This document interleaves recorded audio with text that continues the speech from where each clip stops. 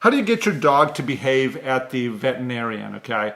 So what do you actually do? Like I've been working with this family for a while now.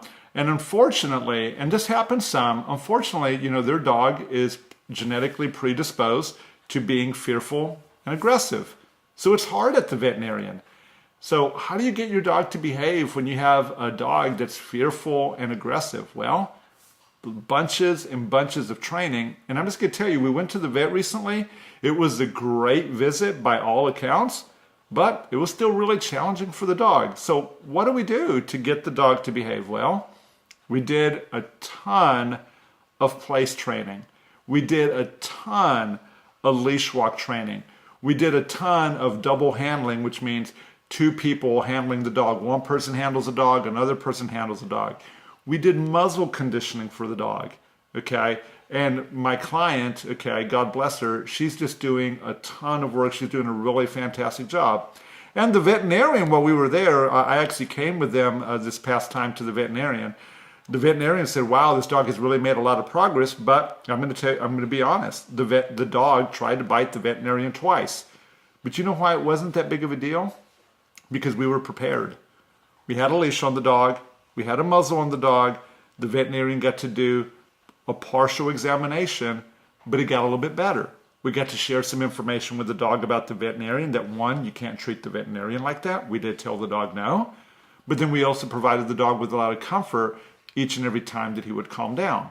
So, sometimes it's pretty tough for your dog at the veterinarian. What I recommend to you is find a veterinarian when you're in their office that it's a calm and a relaxed atmosphere. If you're there and you just fear that when you walk in there that it's very tense, look at what you can do to really relax, relax yourself, relax your dog, okay?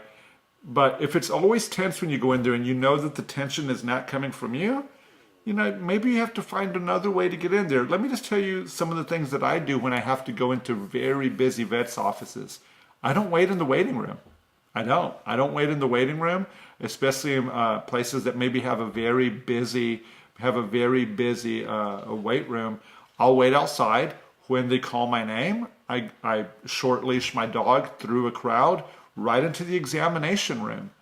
And then I begin to practice my calming techniques with my dog to help them understand that this is a good place.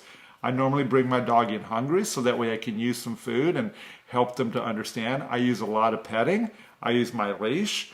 So having a great visit at the veterinarian isn't just about going to the vet, but it's about all the things that you're doing on a daily basis to help assert yourself as your dog's leader, helping them understand that they can rest in your power, and also helping them build trust with other people. So those are some of the things that I actually recommend to you guys. But look, if you're struggling with your dog, hey, I would love to help you, to help your dog to have the vet visits be more enjoyable instead of being something that's a source of anxiety for you and for your dog each and every time you go.